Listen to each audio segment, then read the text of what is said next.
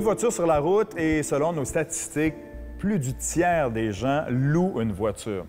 Tu as une voiture que tu aimes beaucoup, que tu loues, tu as respecté tes conditions, tu veux la garder.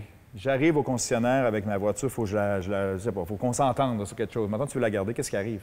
Bien, en fait, première des choses, c'est qu'on a deux options. On peut la racheter, on peut la financer ou encore on peut la payer comptant.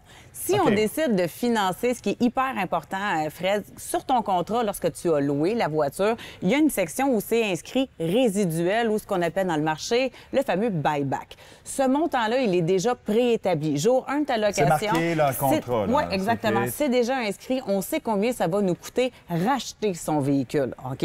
Donc, ce résiduel-là, il est finançable.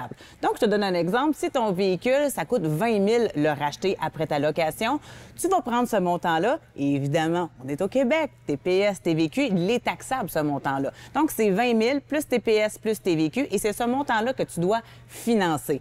Mais la grande différence, c'est la location qui n'a pas de taxe, ça? Exactement. Et les taux d'intérêt, souvent, sont plus bas parce qu'on parle à l'époque d'un véhicule neuf, donc de taux subventionnés aussi. Donc, les taux d'intérêt en location sont plus bas. Mais là, on se retrouve quelques années plus tard avec un véhicule usagé, donc âgé en âge et avec du kilométrage. Et là, il suffit de trouver la bonne institution bancaire qui va vouloir financer ce montant-là. Donc, les taux d'intérêt sont plus élevés en véhicule usagé. C'est pas le même taux pour les voitures neuves qu'usagé, exactement. Puis la réalité change aussi d'année en année. Là, les taux d'intérêt ont une tendance à monter.